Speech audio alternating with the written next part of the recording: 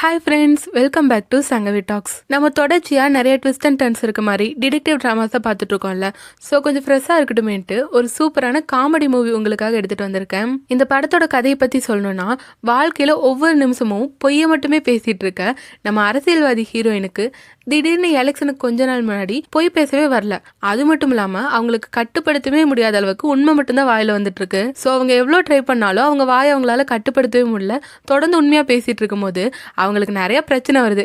அதெல்லாம் நம்ம ஹீரோயின் எப்படி சமாளிக்கிறாங்க, கடைசியில் இந்த எலெக்ஷன்ல அவங்க ஜெயிச்சாங்களா இல்லையாங்கிற கதையை ரொம்ப சூப்பர் இன்ட்ரெஸ்டிங்கா காமெடியா நம்மளுக்கு சொல்லியிருக்காங்க. ஸோ இந்த படத்தை மிஸ் பண்ணாம ஃபுல்லா பாருங்க. வீடியோக்குள்ள போறதுக்கு முன்னாடி நீங்க இனி சங்கவி டாக்ஸை சப்ஸ்கிரைப் பண்ணலனா சப்ஸ்கிரைப் பண்ணி பெல் ஐக்கானை கிளிக் பண்ணிருங்க. கூடவே இந்த வீடியோக்கு ஒரு லைக்கையும் போட்டுருங்க. அப்பதான் இந்த வீடியோ நிறைய பேருக்கு ரீச் ஆகும். படத்தோட ஸ்டார்டிங்ல நம்ம ஹீரோயின் சங்கோட லைஃப் ஸ்டோரியை அவங்க வாய்ஸ் ஓவர்ல காட்டிட்டு இருக்காங்க.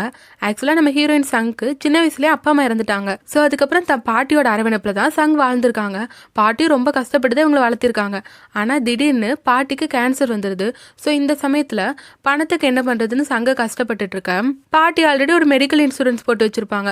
ஸோ அந்த பணத்தை இவங்க எடுத்து யூஸ் பண்ணிக்கலாம்னு நினைக்கிறப்ப அந்த இன்சூரன்ஸ் கம்பெனிக்காரன் உங்க அப்ளிகேஷன்ல ஏதோ ப்ராப்ளம் இருக்கு, அதனால நாங்க உங்களுக்கு ஃபண்ட் ப்ரொவைட் பண்ண மாட்டோம்னு சொல்லிடுறாங்க. ஸோ இப்படி ஒரு அதிர்ச்சி நம்ம சங்கு வந்ததுக்கப்புறம் அவங்க அந்த கம்பெனிக்கு எதிராக போராட ஆரம்பிச்சிருக்காங்க. முதல்ல தனியால நின்று போராடி இருக்காங்க. அதுக்கப்புறம் தான் நிறைய பேர் கூட்டம் சேர்ந்து அந்த கம்பெனிக்கு எதிராக கேஸ் போட்டு நம்ம சங் அந்த கேஸ்ல ஜெயிக்கவும் செஞ்சிருக்காங்க. ஸோ இந்த விஷயத்துக்கு அப்புறம் தான் சங் வந்து ரொம்பவே ஃபேமஸ் ஆயிருக்காங்க. அதுக்கப்புறம் பாலிடிக்ஸும் வந்திருக்காங்க. ஆனால் கொஞ்ச நாள்லயே அவங்க பாட்டி இறந்துடுறாங்க. அதுக்கப்புறம் பாட்டியோட நினைவா நிறைய நல்லது பண்ணியிருக்காங்க. 3 டைம் மேயர் எலெக்ஷன்ல நின்று அவங்க ஜெயிச்சிருக்காங்க. தான் பாட்டி இறந்தாலும் பாட்டியோட பேர்ல ஏழை எளிய மக்களுக்கு நான் உதவி செஞ்சுட்டே தான் இருப்பேன், நம்ம ஊரை சிறந்த ஊரை ஆக்கி காட்டுவேன்ட்டு ஹீரோயின் சொல்ல நம்மளுக்கே தோணும், என்னடா இது நம்ம ஹீரோயின் இவ்வளோ நல்லவங்களான்ட்டு. ஆனால் அதுதான் அங்கே இல்லை. இவங்க நெக்ஸ்ட் வர எலெக்ஷனுக்காக வீடியோ ப்ரிப்பேர் பண்ணுவாங்கல்ல ஓட்டு சேகரிக்கிறதுக்கு, அப்படி ரெடி பண்ண வீடியோ தான் இது. இப்போ இந்த வீடியோவை நம்ம ஹீரோயின் அவங்க டீம் கூட உட்காந்து பார்த்துட்டு இதில் என்னென்னலாம் கரெக்ஷன் பண்ணலாம், அது மூலமாக எப்படி ஓட்டு வாங்கலான்ட்டு நிறைய ட்ரிக்ஸ் அந்த வீடியோவை நிறைய சேஞ்ச் பண்ணிட்டு இருக்காங்க. அப்போ அந்த இடத்துக்கு நம்ம சங்கோட பேயே பார்க் வரான். பார்க்கை பற்றி சொல்லணும்னா சங்குக்கு ரொம்ப லாயலான, அவங்க சொல்கிற எல்லா வேலையும் விழுந்து விழுந்து செய்கிற ஒரு ஆள். நம்ம சங் வந்து 3 முறை மேயர் எலெக்ஷனில் நின்று ஜெயிச்சிட்டாங்கல்ல. இப்போ 4வது டைம் போட்டி போட போகிறாங்க. அதில் இவங்க தான் கேண்டிடேட் நம்பர் 1. ஸோ அதுக்காக இவங்க ஓட்டு சேகரிக்கும் போது கூட அவங்க புது சூ மாட்டிட்டு போகிறாங்க. ஆனால் பார்க் சொல்கிறான், இல்லை இல்லைங்க இப்படியே போனால் ஆகாதுன்னு சொல்லிட்டு அவங்க சூ மேலே மறுபடியும் மண்கரை ஆக்கி விட்டுறான். ஸோ அப்போ தானே இவங்க ரொம்ப கடுமையாக உழைக்கிற மாதிரி தெரியும். இதை பார்த்துட்டு சங்கும் ஐடியா நல்லா இருக்கு, இந்த சொல்லி அந்த மாதிரி பண்ணிவிடுன்னு சொல்லிட்டு எப்படிலாம் ஓட்டு வாங்கலான்ட்டு எல்லா வகையிலையும் ட்ரை பண்ணிட்டு இருக்காங்க. அப்படி இவங்க ஓட்டு கேட்க போகிற இடத்துலலாம் ரொம்ப கலகலப்பாக ஜாலியாக பேசிட்டு இருக்காங்க. பார்க்குறவங்களுக்குலாம் இவங்களுக்கு தான் ஓட்டு போகணுங்கிற அளவுக்கு தோணும், அந்த மாதிரி பேசுகிறாங்க. ஆனால் எதுவுமே மனசாரெல்லாம் பேசல, வாயிலிருந்து மட்டும்தான் வருது. அவ்வளவும் பொய் தான் நம்ம ஹீரோயின் பேசுவாங்க. எந்த இடத்துக்கு போனாலும் அதுக்கேற்ற மாதிரி ஆட்டிடியூட் சேஞ்ச் பண்ணிட்டு பர்ஃபெக்டாக போய் சொல்லுவாங்க. ஸோ இந்த இன்ட்ரோ சீன்ஸ்லாம் நம்ம ஹீரோயினோட வாழ்க்கையே பொய்யில் ஓடிட்டு இருக்க மாதிரி தான் காட்டுறாங்க. ஸோ இப்போ நேராக நம்ம ஹீரோயின் எங்கே போகிறாங்கன்னா ஒரு நியூஸ் சேனலில் இன்டர்வியூ கொடுக்க போகிறாங்க.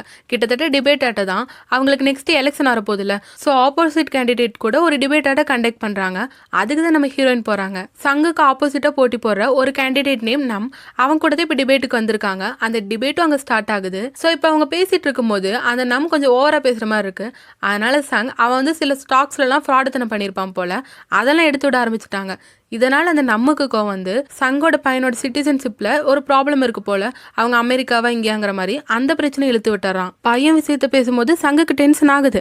ஆனா அங்கிருந்து பார்க் சிக்னல் காட்டுறான், காமா மெயின்டைன் பண்ணுங்கன்ட்டு. அதனால சங்கும் அந்த டாபிக்ல இருந்து அப்படியே மாத்தி பேச ஆரம்பிச்சிடுறாங்க. இவங்க இன்ஸ்டிடியூஷன்ல நிறைய ஸ்டூடெண்ட்ஸ் வந்து ஸ்காலர்ஷிப் கொடுத்து படிக்க வைப்பாங்க. அந்த மாதிரி நிறைய நல்லது இவங்க பாட்டி பேர்ல பண்ணிட்டு இருக்கோம். ஆனா நீங்க இப்படி பேசுறீங்க மாதிரி அந்த டாபிக்கே அப்படியே ஹீரோயின் சேஞ்ச் பண்ணி விட்டாங்க. இந்த இடத்துல நம்ம ஹீரோயின் எப்படி ஹேண்டில் பண்றாங்க நல்லா காட்டியிருப்பாங்க. அவன் சொல்றான், நான் உங்க பையனை பத்தி பேசிட்டு இருக்கேன்ட்டு. ஆனா அங்க யாருமே அதை பத்தி கண்டுக்கிற மாதிரியே இல்ல. ஸோ அந்த டிபேட் முடிஞ்சதுக்கு அப்புறமும் சங் வந்து அங்க இருக்க மீடியா பொண்ணுகிட்டலாம் நல்லா ஸ்வீட்டா பேசிட்டு போறாங்க. ஏன்னா அப்பதானே அவங்கள பத்தி நல்லா போடுவாங்க. ஆனா அங்க ஒர்க் பண்ற ரிப்போர்ட்டர் பையன், அவன் பேர் கிம், அவனுக்கு வந்து சங் ஏதோ போய் பேசுற மாதிரியே தான் அவனுக்கு நல்லா ஃபீல் ஆகுது. இப்ப சங் ஒரு இடத்துக்கு போனாங்க. அங்க போய் பார்த்தா தான் தெரியுது ஒரு பெரிய ட்விஸ்ட் தராங்க. அந்த இடத்துல இந்த கேண்டிடேட் நம்ம இருக்கான், கூடவே இன்னொரு பெரிய பொலிட்டீஷியன் கிம்மும் இருக்காரு. என்னன்னு பார்த்தா இவங்கெல்லாம் டீல் போட்டிருக்காங்க. இந்த சங்கும் நம்மும் ஒரே டீம் தான். ஸோ நம்ம வந்து ஆப்போசிட்ல போட்டி போடுற மாதிரி போடுவான். ஆனால் இவங்க போட்டிருக்க டீல் படி நமக்கு வந்து கொஞ்சம் ஓட்ஸ் தான் போகும். நம்ம ஹீரோயின் சங்குக்கு தான் நிறைய ஓட்ஸ் வந்து அவங்கள ஜெயிக்க வைக்கிற மாதிரி தான் இவங்க பிளான்லாம் இருக்கும். இவங்க 2 பேரும் ஒரே டீமா இருந்தாலும் ஹீரோயின் நம்மோட அந்த ஸ்டாக் விஷயத்துல இழுத்து விட்டாங்கல்ல, அதனாலதான் இந்த நம்ம கோவப்பட்டு ஹீரோயினோட பையனை பத்திலாம் பேசியிருப்பான். ஸோ இப்போ எல்லாரும் சமாதானம் ஆயிட்டாங்க. ஹீரோயின் இவங்க 2 பேருக்கும் அந்த எலெக்ஷன் முடிஞ்சதுக்கு அப்புறம் வில்லா வாங்கி தர மாதிரிலாம் பேசிட்டு இருக்காங்க. இப்படிதான் அவங்க டீலிங் போயிட்டு இருக்கு. ஸோ இதெல்லாம் பேசி முடிச்சதுக்கு அப்புறம் அங்க கரோக்கி செட்டப்ல வச்சு செமையா என்ஜாய் பண்றாங்க. ஹீரோயின் பாட அவங்க 2 பேரும் செம காமெடியா டான்ஸ் ஆடிட்டு இருக்காங்க. ஸோ ஒரே வைப்பா இவங்களாம் என்ஜாய் பண்ணிட்டு இருக்க அங்க பாத்தீங்கன்னா ஒருத்தங்க ஸ்பை கேமரா வச்சு இவங்களெல்லாம் வீடியோ எடுத்துட்டான். இந்த பார்ட்டி பண்ற இடத்துக்கு வெளியே தான் பார்க் நின்றுட்டு இருக்கான். அப்ப அங்க வேலை செய்யற ஒருத்தங்கிட்ட இப்ப வீடியோ எடுத்தவன் தான் போல அவன் காசு கொடுத்துட்டு இருக்க அதை பார்க் பார்த்துட்டான். ஸோ அவங்க மேல சந்தேகம் வந்து நில்லுங்கன்னு சொல்ல அவன் நிக்காம அங்க வந்து ஓட ஆரம்பிச்சிடறான். அப்ப பார்க்கும் துரத்திட்டு போயிட்டு இருக்காரு. அந்த வீடியோ எடுத்தோன்னு கார் ஏறி அங்கிருந்து தப்பிச்சு போக பார்க் எப்படியாச்சும் அவனோட கார் நம்பராச்சும் நோட் பண்ணிடலான்னு பார்த்து ஃபோனில் ஃபோட்டோ எடுக்கிறாரு. ஆனால் அப்பன்னு பார்த்து செல்ஃபி கேமரா வந்துடுது.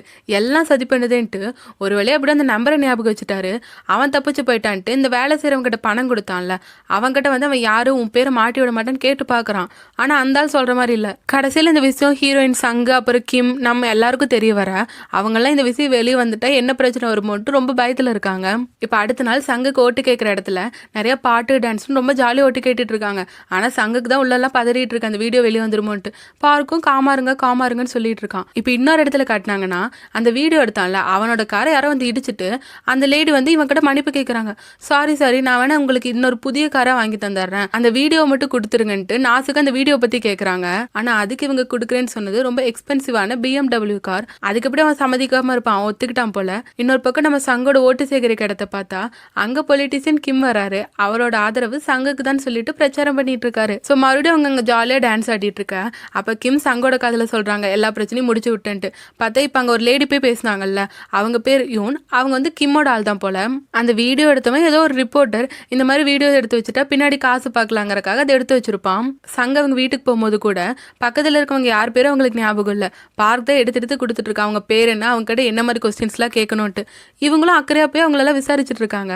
அப்போ அங்கே சங்கோட ஹஸ்பண்டு வராங்க. சங்கம் அவர் ஹஸ்பண்டு சுற்றி இருக்கவங்க கிட்ட எல்லாம் ரொம்ப ஜாலியாக பேசிட்டு ஒரு ஹாப்பி கப்பலோட பேசிட்டு அவங்க வீட்டுக்குள்ள போறாங்க.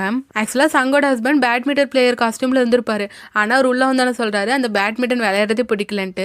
அப்படியே அந்த காஸ்டியூம் போட்டிருக்காருன்னா அந்த பேட்மிண்டன் கிளப்ல இருந்து இவங்களுக்கு குறிப்பிட்ட ஓட்டு வரும். அதனாலதான் இவங்க அதையும் மெயின்டைன் பண்ணிட்டு இருக்காங்க.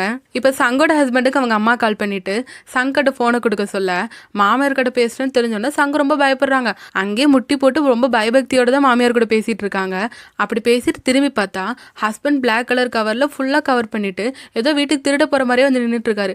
பார்த்தா அதுக்கப்புறம் சங்கம் அந்த மாதிரி காஸ்டியூம் போட்டு வெளியே கிளம்பிட்டாங்க. என்னன்னா இப்ப அவங்க தங்குறத ஒரு சின்ன வீடை தானே காட்டினாங்க.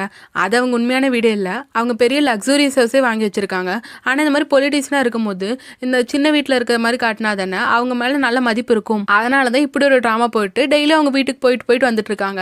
பார்க் தான் அப்ப அவங்கள கார்ல கூட்டிட்டு போயிட்டு வருவான். ஸோ இவங்க லக்ஸூரியஸான வீட்டுக்கு வந்ததுக்கு அப்புறம் அவங்க சாப்பிட்டுட்டு இருக்கும்போது ஹஸ்பண்டு சொல்றாங்க இவங்கெல்லாம் நம்மளுக்கு தெரிஞ்சவங்க இவங்களுக்கெல்லாம் ஹெல்ப் பண்ணுங்கும் போது அதுக்கு சங்கம் வந்து நம்ம பவர் வச்சு ஹெல்ப் பண்ணிடலாம் மாதிரி சொல்லிட்டு இருக்காங்க. அப்பதான் பக்கத்துல ஒரு வேலைக்கார பொண்ணு நின்றுட்டு இருக்கிறத பாக்குறாங்க. உடனே இந்த பொண்ணுக்கு வந்து 5 லட்சம் ரூபாய் ரைஸ் பண்ணுங்கன்னு சொல்றாங்க. ஆக்சுவலா அந்த பொண்ணு சப்போஸ் இவங்க பேசுறது ஒட்டிக்கிட்டு இருந்தா என்ன பண்றதுங்கிறதுக்காக தான் சமாளிக்கிறதுக்காக ஹீரோயின் இப்படி சொல்லியிருப்பாங்க. ஆனா அவங்க ஹஸ்பண்ட் சொல்றாங்க அந்த பொண்ணு கொரியன் பாஷை கூட தெரியாது, திடீர்னு அந்த பொண்ணோட சம்பளத்தை நீ உயர்த்த சொல்றேன்ட்டு. ஸோ பாஷை தெரியாதுன்னு சொன்னதுக்கு அப்புறம் உடனே ஹீரோயின் சேஞ்ச் பண்ணிடுறாங்க.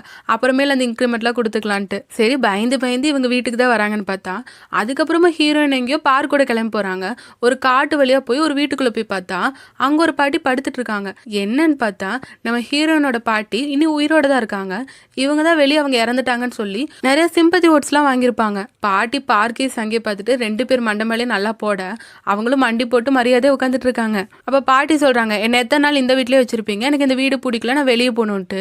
இவங்களும் பாட்டிக்கு ஒரு நல்ல இடமா பாருங்க, அது ரொம்ப சீக்கிரட்டான இடமா இருக்கணும், நல்ல வியூ இருக்க மாதிரி இடமா இருக்கணும்னு சொல்லிட்டு இவங்க போன்ல பார்த்துட்டு இருக்க பாட்டி அப்பயே உதைக்கிறாங்க, திருட்டு பசங்களா எத்தனை நாள் தான் இப்படி வச்சுட்டு இருப்பீங்கன்ட்டு. ஆக்சுவலா என்ன இருக்குன்னா பாட்டி எலெக்ஷனுக்கு முன்னாடி நான் நேச்சருக்கு திரும்பி போறேன்ட்டு ஒரு நோட்ஸ் வச்சுட்டு போயிருப்பாங்க.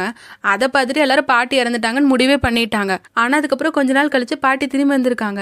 பட் சங் வந்து சிம்பத்தி ஓட்ஸுக்காக இந்த விஷயத்த வெளியே சொல்லாம பாட்டி இறந்த மாதிரியே மெயின்டைன் பண்ணியிருக்காங்க. இப்ப பாட்டி உண்மையை சொல்லணும்னு அடம் பிடிக்க சங் சொல்றாங்க சரி ஓகே நான் சொல்லிடுறேன், ஆனா என்ன ஜெயிலுக்கு அனுப்புவாங்க அவ்வளவுதானு சொல்ல அப்ப பார்க்கும் எடுத்து கொடுக்குறான். அது மட்டும் இல்ல உங்களுக்கு நிறைய பணம் அபராதம் மதிப்பாங்க, பண்ணிடுவாங்க, உங்கள் லைசன்ஸு கூட 10 வருஷம் கேன்சல் பண்ணிடுவாங்கன்ட்டு அவனும் எடுத்து கொடுக்க பாட்டி அப்போ கொஞ்சம் யோசிக்கிற மாதிரி தான் தெரியுது. அந்த சமயத்தில் பார்க் அங்கேருந்து எஸ்கேப் ஆயிடுறான். அப்போ பாட்டி சங்கட்ட, நீ எத்தனை நாள் தான் இந்த மாதிரி பொய் சொல்லிட்டு இருக்க போற? நீ சின்ன வயசுலலாம் ரொம்ப கைண்டாக இருப்பியே, ஏன் இப்படி மாறிட்டேன்னு சொல்ல, இப்போ இவ்வளோ தூரம் வந்தாச்சு, இனிமேல் இவங்களால மாற முடியாதுல்ல, ஸோ இதே போய் தான் மெயின்டைன் பண்ணி ஆகணும்னு பாட்டியும் புரிஞ்சுக்கிறாங்க. அதுக்கப்புறம் சங்கம் அங்கேருந்து கிளம்பும்போது பாட்டியோட ஃப்ரெண்ட்ஸ் கூட எடுத்த ஃபோட்டோ பார்க்குறாங்க. நீங்கள் இன்னும் உங்கள் ஃப்ரெண்ட்ஸ் கூட கான்டாக்ட்லலாம் இல்லை தானேன்னு கேட்டுக்கிறாங்க. அதுக்கு பாட்டியும் இப்போ உனக்கு அதுதான் முக்கியமானு கேட்டுட்டு சங்கட்ட பொறுமையாக அன்பா கூப்பிட்ற மாதிரி கூப்பிட்டு நடுவரில் காட்டி திட்டி விட்டுறாங்க. சங்கம் போங்க பாட்டி நீங்கள் ரொம்ப மோசம்னு சொல்லிட்டு அங்கேருந்து போயிடுறாங்க. ஆனால் வெளியே வந்ததுக்கப்புறம் தான் ரொம்ப மழை பெஞ்சிட்டு இருக்கு. பார்க் தான் பத்திரமா சங்கம் கூட்டிட்டு போயிட்டு இருக்கான். சரி வாங்க நீங்கள் என் மேலே ஏறிக்கோங்கன்னு சொல்ல பார்க்கால அவங்க வெயிட்டெல்லாம் தாங்கிக்க முடியல. சாரி மேடம், நான் இது வரைக்கும் எக்ஸசைஸ்லாம் பண்ணதில்லைன்னு சொல்லிட்டு என்ன பண்ணலான்னு யோசிச்சுட்டு இருக்க. பக்கத்தில் ஒரு செல்டராட ஒரு இடம் இருக்குது, அங்கே போய் சங்க நிற்க வச்சுட்டு இவனோட கோட்டையை கழட்டி கொடுத்துட்டு நீங்கள் இங்கே இருங்க, நான் காரில் போய் அம்பர்லா எடுத்துகிட்டு வரேன்னு சொல்லிட்டு அவன் அங்கேருந்து போயிடுறான். பார்க் சங்குக்காக எந்த அளவுக்கு விசுவாசமாக இருப்பான்ட்டு இந்த சீன்லேயே தெரியும். அப்போ அந்த செல்டருக்கு ஆப்போசிட்டில் ப்ரே பண்ணும் போதெல்லாம் நிறைய கல்லாட்டை அடுக்கி வச்சு அவங்க வணங்குவாங்கல்ல, அந்த மாதிரி ஒரு செட்டப் இருக்குது. அது பக்கத்தில் நிறைய மின்மினி பூச்சியாக சுற்றிட்டு இருக்கு. அதை பார்த்துட்டு சங்கம் அங்கே போயிட்டு அவங்களோட ப்ரேயரை வேண்டுறாங்க. இன்னொரு பக்கம் பாட்டி அவங்க வீட்டில் உட்காந்து ப்ரே பண்ணிட்டு இருக்காங்க சங்குக்காக. இங்கே சங்க காட்டினாங்கன்னா இந்த எலெக்ஷனில் ஜெயிக்கணும், ஃபேமஸ் ஆகணுங்கிற மாதிரி ப்ரே பண்ணிட்டு இருக்காங்க. ஆனால் பாட்டி வந்து சங் பழையபடியே ரொம்ப கைண்டாக மாறணும், அவள் பொய் பேசுறதுல தடுத்துருங்கன்னு வேண்டிட்டு இருக்காங்க. ஸோ இப்படி இவங்க வேண்டிட்டு இருக்க அப்போ சங் வேண்டிட்டு இருக்க இடத்து மேலே அந்த கல் மேலே மின்னல் வந்து அடிக்குது. அந்த மின்னல் வந்து அடித்த வேகத்தில் அந்த கல்லே உடஞ்சிருது. அதை பார்த்து சங் ரொம்ப பயந்துடுறாங்க. இப்போ அடுத்த நாள் சங் தூங்கி எந்திரிச்சு வரும்போது ஹஸ்பண்ட் சொல்லிட்டு இருக்காங்க அவங்க மாமியார் கால் பண்ணியிருப்பாங்க போல, அதை பற்றி சொல்ல சங் உடனே காலையிலேயே எதுக்கு போய் அவங்கள பற்றிலாம் பேசுறீங்கன்ட்டு அவங்க மாமியார் பிடிச்சி திட்ட ஆரம்பிச்சிடுறாங்க. நீ இப்போ எங்கள் அம்மாவை என்ன சொன்னான்னு கேட்க இவங்க ஹஸ்பண்டை திட்டுறாங்க, நான் உன்னை விட பெரிய பொண்ணு ஆனால் என்ன ரொம்ப அதிகாரமாக பேசுகிறேன்ட்டு. அப்போ ஹஸ்பண்டே கேட்குறாங்க, நீ எப்பயும் நீ என்னை விட சின்ன பொண்ணாக இருக்கணும் தானே ஆசைப்படுவேன், இப்பயே மாற்றி பேசுகிறேன்ட்டு. அப்போ தான் சங்குக்கு தோணுது அவங்களுக்கு என்னதான் ஆச்சுன்ட்டு. ஏன்னா இத்தனை நாள் சங்கு அவங்க மனசில் என்ன தோணுதோ அதை பேச மாட்டாங்க, வெளியே பொய்யா தான் பேசிகிட்டு இருப்பாங்க. இப்போன்னு பார்த்து திடீர்னு அவங்க வாயிலேருந்து உண்மை மட்டும்தான் வெளியே வருது. இன்னொரு பக்கம் அந்த நல்லவன் பார்க்க காட்டினா இப்போ சங் வந்து இன்னொரு சேனலில் இன்டர்வியூ கொடுக்க வருவாங்க போல் அவங்க ஹஸ்பண்டோட. அங்கே வந்து எப்படிலாம் லைட்டிங் செட் பண்ணுங்கிற மாதிரி அவன் எல்லா வேலையும் விழுந்து பார்த்துட்டு இருக்கான். ஆக்சுவலாக இப்போ இன்டர்வியூ கொடுக்க போனது நல்ல ரெப்யூட்டடான பெரிய நியூஸ் சேனல் போல். ஸோ அந்த ஹோஸ்ட் கிட்ட போய் பார்க் பேசுகிறான். இவங்களுக்கு எந்த மாதிரி கொஸ்டின்ஸ் இருக்குங்கிற மாதிரி அவன் லைட்டாக சொல்லி பார்க்க அந்த ஹோஸ்ட் வந்து ரொம்ப நியூட்ரலாக இருக்க மாதிரி இருக்கான். ஸோ இந்த இன்டர்வியூ ஸ்டார்ட் ஆகும்போது அந்த ஹோஸ்ட் வந்து நாங்கள் உங்ககிட்ட ரொம்ப ஹானஸ்டான கேள்விகளாக கேட்க போகிறேன்னு சொல்ல அதுக்கு உடனே சங் ஆர் ரேட்டட் ஜோக்கா அடிக்க ஆரம்பிச்சிட்டாங்க. இதை கேட்டோன்னு பார்க்கே குடிச்சிட்டு இருக்க தண்ணி துப்பிட்டான். அதுக்கு அடுத்து கேட்குற எல்லா கேள்விக்கும் சங்கால அவங்க வாயை கட்டுப்படுத்தவே முடியல, ரொம்ப மோசமாக பதில் சொல்லிட்டு இருக்காங்க. ஹஸ்பண்டும் என்ன பண்ணுறதுன்னு தெரியாமல் இவன் நல்லா ஜோக் பண்ணுவான்னு சொல்லிட்டு அங்கே சமாளிச்சுட்டு இருக்க எப்படியோ கஷ்டப்பட்டு மியூசிக் பிரேக் விட்டாங்க. ஆனால் இங்கே சங் பேசின டாக் தான் நெட்லலாம் ரொம்ப வைரலாக போயிட்டு இருக்கு. அதுக்கப்புறம் தான் என்ன பண்ணுறதுன்னு தெரியாமல் சங்கு அவங்க ஹஸ்பண்ட் பார்க்லாம் காரில் உட்காந்து புலம்பிட்டு இருக்க சங் ரொம்ப சாவகாசமாக உட்காந்துட்டு இருக்காங்களா. அவங்க ஹஸ்பண்டும் சொல்கிறாங்க, ஏமா அவன் காலை போய் பார்க்கோட மூக்கட்ட வச்சுட்டு இருக்க, அந்த ஸ்மெல் அவன் எப்படி தாங்கிப்பான்னு சொல்ல பார்க் அதெல்லாம் பரவாயில்லன்னு அட்ஜஸ்ட் பண்ணிக்கிறாங்க. ஆனால் சங்குக்கு தான் இப்போ உண்மை தான் பேச வரும்ல. அவங்க ஹஸ்பண்டே கலாய்ச்சி விட்டுறாங்க, டெய்லி உங்கள் ஃபர்ட் ஸ்மெல்லாம் நான் தாங்கிட்டு இருக்கேன்ல, இப்போ இதுக்கு என்னவான்ட்டு. அதுக்கு பார்க்கும் இல்லை நீங்கள் தப்பாக எடுத்துக்காதீங்க, மேடம் ரொம்ப ஸ்ட்ரெஸ்ல இருக்காங்களா அதனால தான் இப்படிலாம் பேசிட்டு இருக்காங்கன்னு சொல்ல சங்காலெல்லாம் கட்டுப்படுத்தவே முடியல, மறுபடியும் உண்மையை பேச ஆரம்பிச்சிடுறாங்க. நீங்களே வேலையெல்லாம் வீட்டில் தானே இருக்கீங்க, நீங்களாம் வீட்டில் உட்காந்து கிம்ச்சி செய்தால் ஆக்கின்னு சொல்ல அவரால் தாங்கிக்க முடியல, காரை விட்டு இறங்கி ஓடியே போயிடுறாரு. அடுத்து சங்க ஒரு புக் ஈவெண்ட்டுக்கு தான் வந்திருக்காங்க. அந்த ஈவெண்ட்டுக்கு வரும்போதெல்லாம் பார்க் சொல்லிட்டு இருக்கான், நீங்கள் வந்து பேசலைனாலும் பரவாயில்ல, நீங்கள் வாயை திறக்காம இருந்தாலே போதும், நான் எதாவது வச்சு சமாளிச்சுக்கிறேன்னு சொல்ல சங்கு ரொம்ப கட்டுப்படுத்தி நாங்கள் வந்துட்டு இருக்காங்க. ஆக்சுவலாக அந்த புக் ஈவெண்ட்டில் சங் வந்து அவங்க பார்ட்டியை பற்றின லைஃப் ஸ்டோரி எழுதியிருப்பாங்க. அதுதான் டாப் செல்லிங்கில் இருக்கும், ஃபஸ்ட்டு பொசிஷனில் இருக்கும். ஸோ அந்த இடத்துக்கு இவங்க வர ஒரு பொண்ணு வந்து சொல்கிறான், நீங்கள் எழுதின புக்கை நான் ஃபுல்லாக படித்து முடிச்சுட்டு ரொம்ப சூப்பராக இருந்துச்சுன்னு. ஆனால் சங்கு மனசுக்குள்ளே நினச்சிக்கிறாங்க அந்த புக்கை நானே இன்னும் ஒரு டைம் கூட படிக்கலன்ட்டு. ஏன்னா அதை சங்கு எழுதியிருக்கவே மாட்டாங்க. சங்கம் அந்த பொண்ணோட நேம்லாம் கேட்டுட்டு ஆட்டோகிராஃப் போட போக அந்த பொண்ணு சொல்கிறான், உங்கள் புக்கில் ஒரு வரி எனக்கு ரொம்ப பிடிச்சிருந்துச்சு, நேர்மையாக இருந்தால் அது இன்னைக்கு நம்மளுக்கு துரோகம் செய்யாதுன்ட்டு, அது ரொம்பவே நல்லா இருந்துச்சுன்னு சொல்ல பார்க்கும் ஆமாலன்னு சொல்லிட்டு இருக்கான். ஆனால் சங்கால அப்போ வாயை கட்டுப்படுத்தவே முடியல. அப்போ கையில் என்னமோ ஃபாஸ்ட்டாக எழுதுறாங்க. ஸோ ஆட்டோகிராஃப் போட்டு கொடுத்துட்டு அந்த பொண்ணுக்கிட்ட புக்கை கொடுத்துட்டு அவங்க அங்கேருந்து போயிடுறாங்க. அதுக்கப்புறம் அந்த பொண்ணு புக்கை பார்த்தா நம்மளுக்கு நேர்மையாக இருக்கும்போது நம்மளுக்கு துரோகமே நடக்காதா, நீ அப்படியா நினைக்கிறேன்னு சொல்லிட்டு அந்த பொண்ணோட பேர் போட்டு கொஸ்டின் மார்க் எழுதி கொடுத்துட்டு போயிருக்காங்க. ஸோ சங்கால வாயை மட்டும் இல்லை உண்மை பேசுறத எழுதுறதுலேருந்து அவங்களால கட்டுப்படுத்த முடியல. இவங்க எழுதின பார்த்தா அந்த பொண்ணு குழப்பமா அங்கே என்ன நடக்குதுன்னு பார்த்துட்டு இருக்கா. இப்போ இவங்க ஒரு புக் ஈவெண்ட்டுக்கு வந்திருக்காங்கல்ல, அதுக்கப்புறம் இவங்க ஒரு ப்ரெஸ் கான்ஃபரன்ஸில் பேசணும் போல. ஆனால் அங்கே பேசும்போது இவங்க வாய் அன்கண்ட்ரோலபிளாக உண்மையதான் பேசுது. மக்கள்லாம் முட்டாளாக இருந்தால் தானே பொலிட்டீஷியன்லாம் ஜெயிக்க முடியும்னு சொல்ல அங்கே தான் இவங்க அடிமை பார்க் இருக்கானே கூடவே இன்னொரு அசிஸ்டண்ட்டும் செஞ்சுட்டு இது வந்து ஒரு ஜோக்காக தான் அவங்க பேசிட்டு இருக்காங்க. நல்லா சிரிங்க சிரிங்கன்னு ஸ்மைல் பண்ணிட்டு இருக்காங்க. ஆனால் அவங்கள தவிர வேற யாரும் சிரிக்கல. அதுக்கப்புறம் சங் பேசுறதுலாம் அன்கண்ட்ரோலபிளாக போயிட்டு இருக்க பார்க்கும் அந்த அசிஸ்டண்ட்டும் சமாளிக்க பார்க்குறாங்க எவ்வளவு சிரிச்சு. ஆனால் அங்கே எதுவுமே ஒர்க் அவுட் ஆகலை. கடைசியில் இந்த புக்கை எப்போ எழுதுனீங்கன்ட்டு ஒரு கொஸ்டின் வர பார்க்கும் அந்த கொஸ்டினை இக்னோர் பண்ணிடலாங்கிற மாதிரி சொல்லிட்டு இருக்கான். ஆனால் சங்கால அங்கே முடியாமல் அவங்க கத்திடுறாங்க, இந்த புக்கை நான் எழுதவே இல்லை, நான் காசு கொடுத்ததை இன்னொரு ஆளை எழுத வச்சேன்னு சொல்லிட்டு அப்படியே அவங்க விக்கியை பிடிச்சி இழுத்துட்டாங்க. அப்புறம் இவங்க பேசினதான் மறுபடியும் வீடியோவா வைரல் ஆக ஆரம்பிச்சிருச்சு. அதுக்கப்புறம் சங் உட்காந்து புலம்பிட்டு இருக்க பார்க்கும் கேட்குறான், உங்களுக்கு என்னதாச்சு, இப்போ வந்து நான் ஒரு ஆணுன்னு சொல்லுங்கன்னு சொல்ல அவங்களால அதை கூட சொல்ல முடியல. நான் ஆணா பிறந்திருந்தா நல்லா இருந்திருக்கும், இப்படி ஒரு பிரச்சனையா வந்திருக்காதுங்கிற மாதிரி அவங்க புலம்பிட்டு இருக்காங்க. சரி ஓகே, நான் மக்களுக்கு சேவை செய்யறவன்னு சொல்லுங்கன்னு சொல்ல நான் அப்பெல்லாம் சொல்ல மாட்டேன், மக்கள் வந்து என்னோட சேவகர்கள்னு சொல்றா. இப்படி பொய் பேச முடியாம இருக்கிறத பார்த்து ரெண்டு பேருக்குமே பைத்தியம் பிடிக்கிற மாதிரி ஆயிடுச்சு. அப்பதான் பார்க்க ஒரு விஷயத்தை யோசிக்கிறான். சங்கட்ட வந்து இந்த எலெக்ஷன் முடிஞ்சோன்னே எனக்கு சூப்பரான கார் வாங்கி தரேன்னு சொன்னில, அது உண்மையான்னு கேட்க சங்கரால தான் போய் பேச முடியாது. ஆமா, ஆனா நான் சொன்னது பழைய காருன்னு சொல்ல பார்க்குக்கு அடிப்பாவி என்கிட்டயும் ஆட்டத்தை ஆடி இருக்கியான்னு தான் தோணுது. இன்னொரு பக்கம் இந்த ரிப்போர்ட்டர் கிம்முக்கு சங் மேலே ஒரு டவுட்டாகவே இருந்துச்சுல. ஸோ சங் தங்க இருக்க வீட்டுக்கு வந்து ஏதாவது தேடி பார்க்கலான்னு வர அவங்களோட வீட்டுக்கு வந்து லெட்டர் பாக்ஸ் ஆட்டம் இருக்குல்ல, கீழே வச்சிருப்பாங்கல்ல, அதில் அவங்களுக்கு வந்திருக்க லெட்டர்ஸ்லாம் எடுத்து பார்த்துட்டு இருக்கான். அப்போ அங்கே சங்கும் பார்க்கும் வர இவன் போய் ஒளிஞ்சுக்கிறான். ஸோ சங் லிஃப்ட்டுக்கு வெயிட் பண்ணிட்டு இருக்கும்போது இது என்னடா வாழ்க்கை, எனக்கு வாழவே பிடிக்கல மாதிரி புலம்பிட்டு இருக்காங்க. அதுக்கப்புறம் அவங்க ஏற போகும்போது பார்க்க ஒரு விஷயத்தை பார்க்குறான். அவனுக்கு டவுட் வந்து பக்கத்தில் வரான், இவனும் மாட்டிடுவோமோன்னு யோசிச்சுட்டு இருக்க அங்கே பார்த்தீங்கன்னா வேற கேண்டிடேட்டோட ஒரு ஆர்டிக்கல் இருந்திருக்கும். அதை எடுத்துட்டு சங்கோட ஆர்டிக்கல் அந்த இடத்துல முன்னாடி வச்சுட்டு போகிறான். இந்த ரிப்போர்ட்டருக்குமோ அவங்க போனதுக்கப்புறம் வந்து அந்த லெட்டர் பாக்ஸில் இருக்கிற லெட்டர்லாம் வச்சுட்டு அவன் அங்கேருந்து போயிடுறான். ஸோ பார்க்கும் போய் சங்க அவங்க வீட்டில் விட்டுட்டு வரும்போது அவன் லெட்டர் பாக்ஸில் முன்னாடி பார்த்துருப்பான். அப்போ ஒரு லெட்டரும் இருந்திருக்காது. ஆனால் இப்போ இவ்வளோ இருக்குன்னு சந்தேகப்பட்டு அவன் ஓடும் போது தான் வெளியே ஒரு கார் கிளம்புறதை பார்த்துட்டு இதுக்கு முன்னாடி ஒரு ஸ்பை தப்பிச்சு போகும்போது அவனால் ஃபோட்டோ எடுக்க முடிஞ்சிருக்காதுல்ல. ஸோ இப்போ நவீனமாக யோசிக்கலான்னு சொல்லிட்டு அவன் ஸ்பை கேமராலாம் வாங்கி வச்சிருப்பான். அந்த ஸ்பை கேமராவில் குரங்கு மாதிரி தாவிட்டு போய் ஃபோட்டோலாம் எடுத்துட்டு ரொம்ப பெருமைப்பட்டுக்கிறான். வந்து பென்ட்ரைவில் கனெக்ட் பண்ணி பார்த்தாதே தெரியுது அவன் எடுத்த ஒரு ஃபோட்டோ கூட கிளியராக இல்லை. சரி நம்ம காரோட டேஷ் கேமில் செக் பண்ணி பார்க்கலான்னு பார்க்கும்போது அதில் இவன் குரங்காட்ட தாவி போய் ஃபோட்டோ எடுத்தான்ல, அந்த வீடியோலாம் இருக்கு.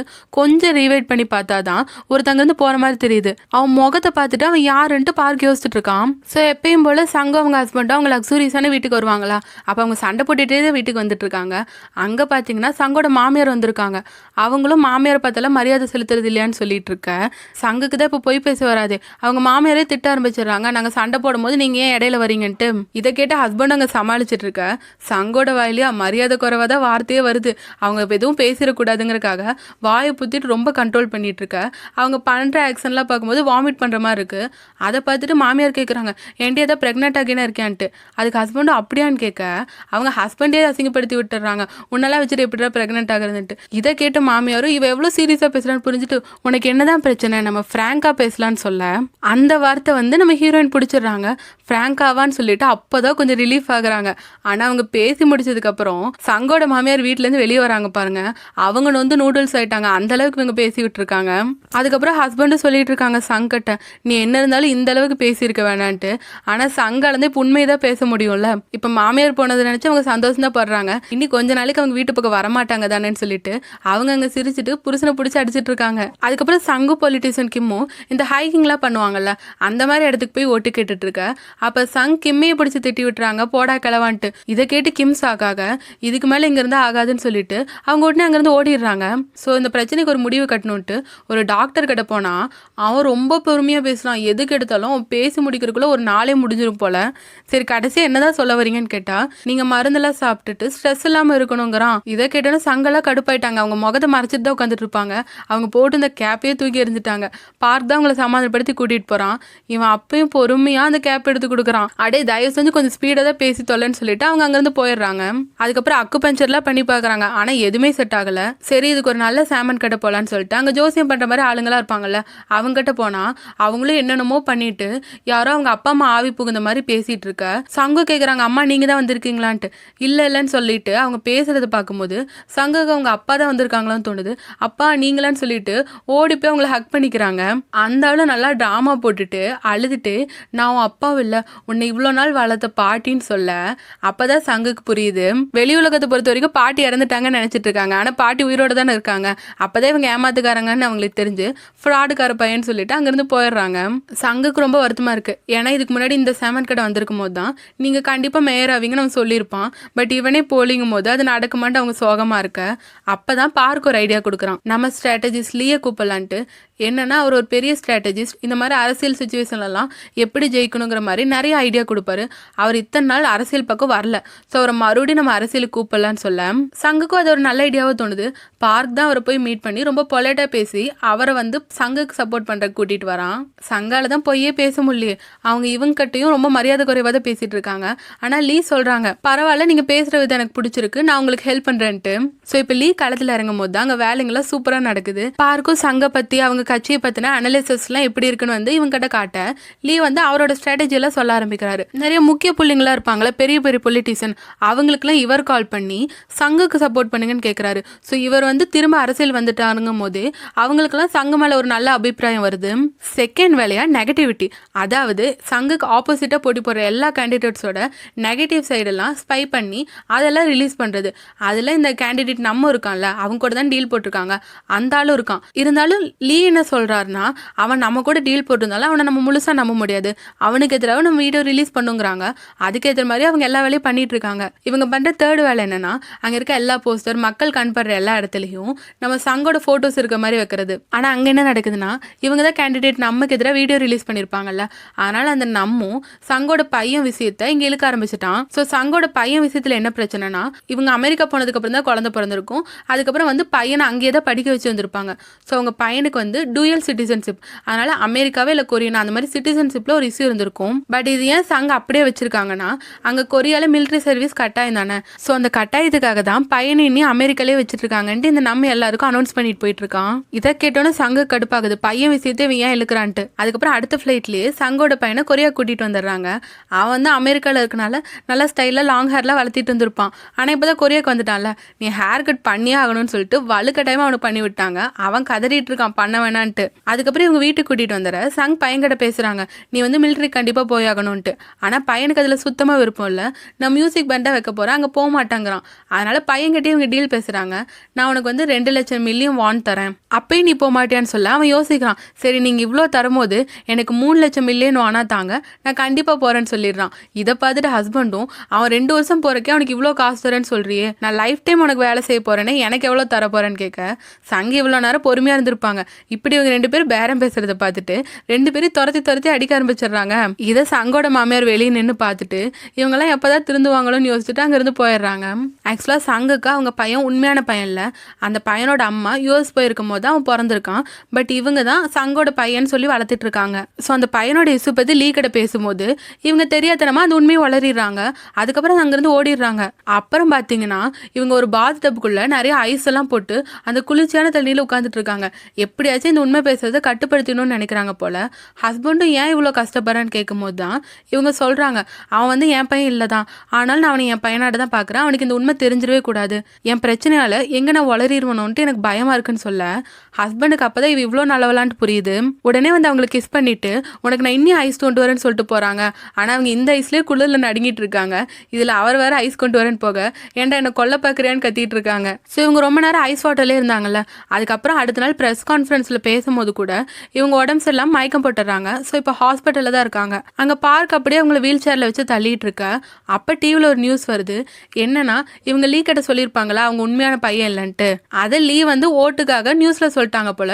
ஸோ நியூஸில் சொன்னதுக்கு அப்புறமே இவங்க மேலே நல்ல அபிப்பிராயம் தானே வரும். அதுக்கப்புறம் சங் டிஸ்சார்ஜ் ஆகி போகும்போது ப்ரெஸ் எல்லாம் அவங்க முன்னாடி வந்து நின்றுட்டு இருக்காங்க. ஒரு வேளையா எல்லாருக்கிட்டையும் தப்பிச்சு சங் கார்ல ஏறி கிளம்புறாங்க. ஆனால் சங்கோட மனசு ஃபுல்லாக பையன் கஷ்டப்படுவானு தான் இருக்கு. ஸோ இந்த எலெக்ஷன் டியூட்டியில் ஒதுக்கி வச்சுட்டு நேரம் பையனை பார்க்க தான் போறாங்க. ஆனால் நியூஸ்ல எல்லாம் பார்க்கும்போது சங் மேல ஒரு நல்ல அபிப்பிராயம் தான் வந்திருக்கு. அவங்க ஸ்டெப்ஸ் என்ன இருந்தாலும் அந்த பையனை எடுத்து அன்பா வளர்த்திருக்காங்கன்ட்டு. இவங்க உடனே அவங்க வீட்டுக்கு போக பையன் ஸ்விம்மிங் பூல்ல குளிச்சுட்டு இருக்கான். அவங்க கிட்ட போய் சொல்றாங்க, எல்லா தப்பும் என் மேலதான், நான் உங்ககிட்ட உண்மையை சொன்னா நீ ரொம்ப கஷ்டப்படுவேன் தான் நான் சொல்லல, நீ எதுவும் கவலைப்படாதன்னு சொல்லிட்டு இருக்க. அப்ப ஹஸ்பண்ட் இந்த விஷயம் தெரிஞ்சு உடனே அங்க வந்துடுறாரு. ஆனா பையன் கேஷுவலா சொல்றான், எனக்கு இந்த உண்மை எப்பயோ தெரியும்ட்டு. இவங்களும் கேக்குறாங்க, உனக்கு எப்ப தெரியும், ஏன் என்கிட்ட சொல்லன்ட்டு. ஆக்சுவலா பையனுக்கு உண்மை தெரிஞ்சிருந்தாலும் அவங்க அம்மா கஷ்டப்படுவாங்கன்னு அவன் சொல்லாம இருந்திருப்பான். சரி, எப்படி உனக்கு இந்த உண்மை தெரியும்னு கேட்டா, ஆக்சுவலா பையன் 8 வயசு இருக்கும்போது இவர் ட்ரிங்க் பண்ணிட்டு வளரி இருக்காரு. உன்னோட உண்மையான அம்மா இவளே இல்ல, உன்னோட உண்மையான அம்மா ரொம்ப அழகா இருப்பா, இப்ப இருக்க அம்மாவாட்ட அசிங்கமாலாம் இருக்க மாட்டான்னு சொல்லிட்டு சங்க பத்தி மோசமா பேசியிருப்பாரு. இப்ப அதை பையன் சொல்ல சங்கோட ஹஸ்பண்டும் ரொம்ப ஆர்வமா கேட்டுட்டு இருக்காரு, இப்படிலாம் சொன்னான்ட்டு. அப்ப சங்க அவரை பார்த்து முறைச்சிட்டு தண்ணிக்குள்ள தள்ளி விட்டுறாங்க. ஏன்டா இத்தனை நாள் என்னை பத்தி இப்படிதான் நினைச்சிட்டு இருக்கியா, செத்து தொலைன்னு சொல்லிட்டு அவங்க அங்கிருந்து போயிடுறாங்க. ஆனா இன்னொரு பக்கம் என்ன நடக்குதுன்னா, இந்த ரிப்போர்ட்டர் கிம்பா இருக்கான்ல, அவன் சங்க பத்தின உண்மை தெரிஞ்சுக்கணுங்கிறக்காக சங் வீட்டுல ஒரு பொண்ணு வேலை செஞ்சுட்டு இருந்தால, இதுக்கு முன்னாடி கூட சங் இன்க்ரிமெண்ட் கொடுக்கலான்னு சொல்லுவான்ல, அந்த பொண்ணை கரெக்ட் பண்ணிட்டான். அந்த பொண்ணுகிட்ட டீல் போட்டுக்கிறான், உனக்கு தேவையான ஹெல்ப்லாம் நான் பண்றேன், நீ வந்து இந்த சங்க பத்தின உண்மைகள்லாம் கேட்டு சொல்லிட்டு. ஆக்சுவலா அந்த பொண்ணுக்கு கொரியன் தெரியாதுன்னு இவங்க சொல்லியிருப்பாங்கல்ல, அந்த பொண்ணு கொஞ்சம் கொஞ்சம் கொரியன் தெரியும். அன்னைக்கு சங் பேசினதெல்லாம் அவங்க கேட்டுட்டு தான் இருந்திருப்பாங்க. அதனால சங்க இவங்க கிட்ட திட்டிட்டு தான் இருக்காங்க அந்த பொண்ணு. அடுத்த நாள் சங் மறுபடியும் ஒரு இடத்துல பிரச்சாரம் பண்ணிட்டு இருக்கும் போது அங்க இன்னொரு கேண்டிடேட் சின் வராங்க. அவங்க வந்திருக்கிறத பார்த்தாலே சங் பண்ண ஏதாவது ஒரு குளறுபடி எடுத்து விட வந்திருக்க மாதிரி தான் தெரியுது. அதை எப்படிதான் சமாளிக்கலான்ட்டு சங்கு பார்க்கும் யோசிச்சுட்டு இருக்காங்க. கரெக்டா அவங்களும் சங் வந்து இதுக்கு முன்னாடி எந்த விஷயத்துல ஃபேமஸ் ஆயிருப்பாங்க, பாட்டோட இன்சூரன்ஸ் விஷயத்துல தானே, அதுலயே ஏதோ குளறுபடி நடந்திருக்குதான் போல. அதை சின் எடுத்து விட பார்க் எப்படிதான் சமாளிக்கிறேன்னு சொல்லிட்டு மியூசிக் கேட்கலான்னு சொல்லிட்டு அவங்க கத்த, அப்படியே அவங்க கேட்ட கொஸ்டினை இக்னோர் பண்ணிட்டு எல்லாரும் பாட்டு பாட ஆரம்பிச்சிடுறாங்க. ஆனா சின் விடுற மாதிரி இல்ல, எல்லாரும் ஸ்டாப் பண்ணிட்டு நீங்க அந்த பொலிட்டீஷியன் டேயோட சேர்ந்து என்னென்னலாம் பண்ணீங்கன்னு கேட்க, அப்பயும் அடிமை பார்க் நான் கடமை கண்டிப்பா செய்வேன்னு சொல்லிட்டு இங்க பாம் இருக்குன்னு சொல்லிட்டு எல்லாரையும் டைவர்ட் பண்ண ஆரம்பிச்சிட்டான். ஸோ எல்லாரும் அங்கிருந்து பயந்து ஓட சங்கோட வாய் கொஞ்சம் விட்டு இருந்தா உண்மை எல்லாத்தையும் வளரி இருக்கும். அதுக்குள்ள பார்க் வந்து அவங்கள தள்ளி விட்டு வாய் புத்திடுறான். ஆக்சுவலா இந்த டேவோனுங்கிறது ஏதோ ஒரு முக்கியமான பொலிட்டீஷியன் போல, அவங்க கூட இவங்க நிறைய ஃப்ராட்லாம் பண்ணியிருப்பாங்க போல, அதனாலதான் இவங்க வந்து இப்படி கேட்டிருக்காங்க. ஸோ இந்த விஷயத்தினால டேவன் மேலே இவங்களுக்கு சந்தேகம் வருது. ஸோ டேவன் கொடுத்த எல்லா விஷயத்தையும் அவங்க வீட்டுல இருந்து கொண்டு போயிடணும்னு பார்த்தா முக்காவாசி பொருள் எல்லாம் டேவன் கொடுத்ததா தான் இருக்கு. அதுவும் இல்லாமல் இந்த வீடு டேவன் தான் இவங்களுக்கு கிஃப்ட் பண்ணியிருக்காங்க. ஸோ இந்த வீட்டுல இருந்து சீக்கிரம் இவங்க காலி பண்ணி ஆகணும். இதெல்லாம் லீ தான் இவங்களுக்கு அட்வைஸா சொல்லியிருக்காரு. சங்குக்கு அடுப்பா இருந்தாலும் புரியுது, இந்த வீட்டை விட்டு போயிடறேன்ட்டு கத்திட்டு இருக்காங்க பார்க்கட்ட. அதுக்கப்புறம் லீ மீட் பண்ணும்போது அவர் மெயின் ஸ்ட்ராட்டஜி சொல்றாரு, மக்கள் உங்க கடல எதிர்பார்க்கறது ஹானஸ்டி தான், அது வந்து உனக்கு நேச்சராகவே வருதுல, ஸோ உன் நேர்மையான பதில்களாலவே மக்களை உனக்கு ஓட் போட வைக்கலான்னு சொல்ல நெக்ஸ்ட் இவங்க அந்த பிளான் தான் எக்ஸிக்யூட் பண்றாங்க. பையன் தான் சூப்பராக மியூசிக் வாசிப்பான்ல, அவனை வச்சு சங்குக்கு ஓட் போடுங்கன்னு சொல்லிட்டு நல்லா ஜாலியாக பாட்டு பாட ஏற்பாடு பண்ணுறாங்க. அது வந்து எல்லாருக்குமே ரொம்ப பிடிச்சிருக்கு. அந்த பாட்டு பாடி முடிச்சதுக்கப்புறம் கூட என் பையனை வந்து எனக்கு மிலிட்ரிக்கு அனுப்ப விருப்பம் இல்லை தான், ஆனாலும் அனுப்புவேன்னு சொல்லிட்டு அவங்க நேர்மையாக பேசுவாங்கல்ல, அந்த மாதிரி பேசுகிறாங்க. அதுக்கப்புறம் ஒரு நியூஸ் சேனல் டிபேட்டுக்கு போகும்போது கூட அவங்களுக்கு எப்பயுமே நார்மலாக எப்படி இருக்கணும்னு தோணும், அவங்களுக்கு ஹானஸ்டான ஆன்சர்ஸ் தானே வெளியே வரும், அதை தான் சொல்கிறாங்க. அது கொஞ்சம் கொஞ்சம் பொலிட்டீஷியன் பேசுறதுக்கு ஆப்போசிட்டாக இருந்தாலும் எல்லாருக்கும் அது ரொம்ப பிடிக்க ஆரம்பிச்சிருது. ஸோ ஒரு பாட்டிலே சங்க எப்படி எல்லாருக்கூடயும் நேர்மையாக பேசிட்டு இருக்காங்க, அது மூலமா உங்களுக்கு என்னென்னலாம் பாசிட்டிவ் ரெஸ்பான்ஸ் வருதுன்னு காட்டிட்டு இருக்காங்க.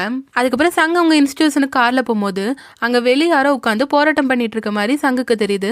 அதை பத்தின டீட்டெயில்ஸ் பார்க்க கேட்க அவன் சொல்றான், அவங்க இன்ஸ்டிடியூஷன்ல நிறைய பசங்க ஸ்காலர்ஷிப்ல படிச்சுட்டு இருக்காங்கல்ல, அதுல ஒரு பையனுக்கு அவன் லோ கிரேட் வாங்கிட்டான்னு சொல்லிட்டு அவன் சூசைட் அட்டம் பண்ணியிருக்கான். ஸோ அது மூலமா இப்ப அந்த பையன் கோமால இருக்கான் போல, அதனாலதான் தன் பையனுக்கு நீதி வேணும்ட்டு அவங்க அம்மா போராடிட்டு இருக்காங்க.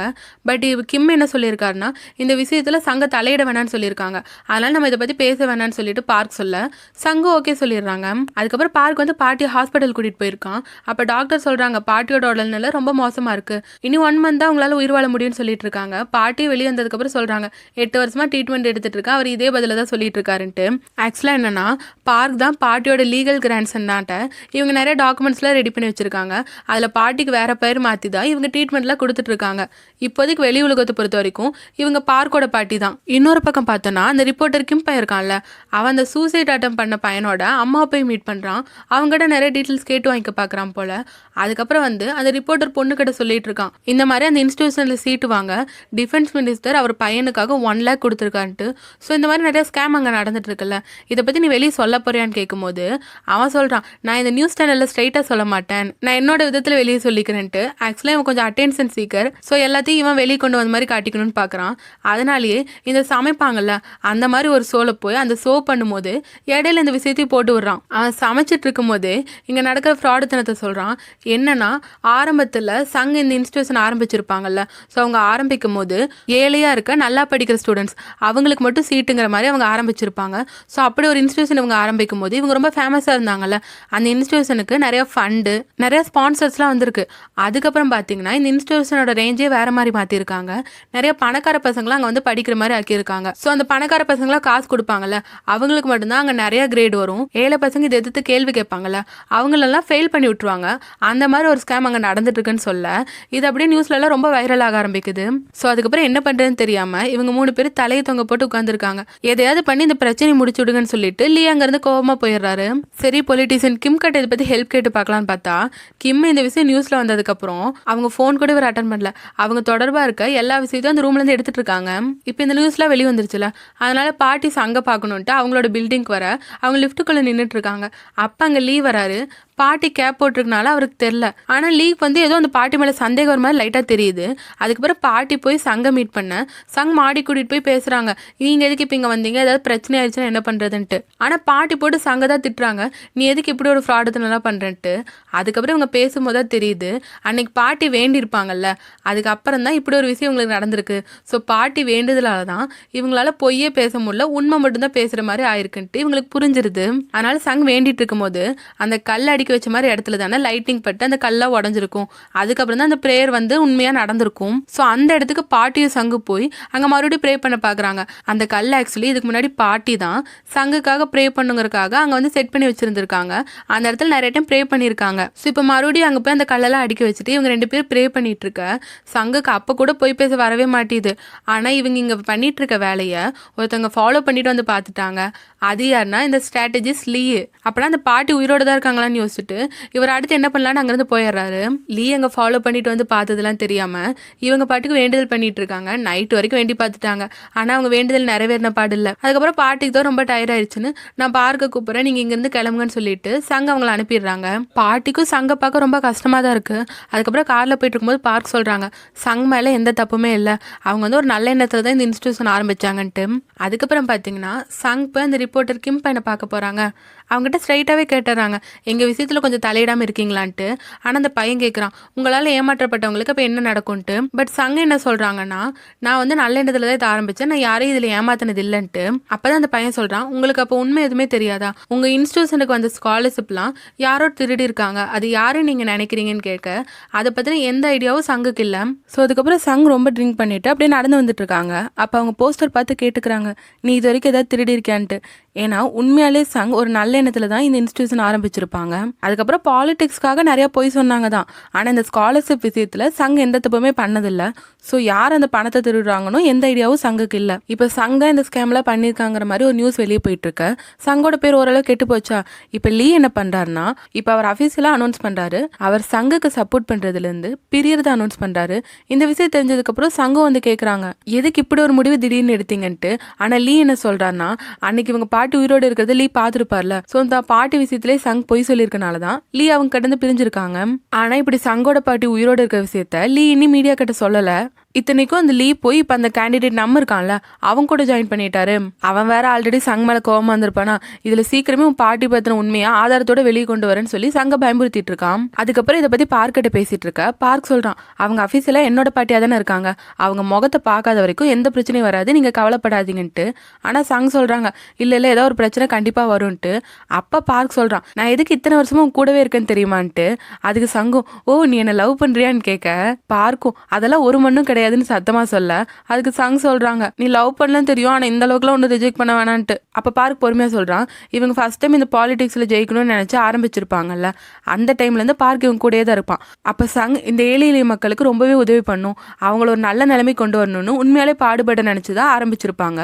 அதனாலதான் அவங்க இவ்வளோ நாள் சப்போர்ட் பண்ணி இப்ப வரைக்கும் சங்குக்கு எந்த ப்ராப்ளம் வந்தாலும் அதை பார்க் சமாளிச்சுட்டு இருக்கான். சோ இப்ப பார்க் சொல்றான், நான் ஒன்னு முழுசா நம்புறேன், நீ தைரியமா இரு, கண்டிப்பா இந்த எலெக்ஷன்ல நம்ம ஜெயிப்போன்ட்டு. இப்ப பாட்டிக்கு உடம்பு சரியில்லாம ஹாஸ்பிட்டல்ல இருக்கனால சங் நர்ஸ் கெட்டப்ல போய் பாட்டியை பாக்குறாங்க.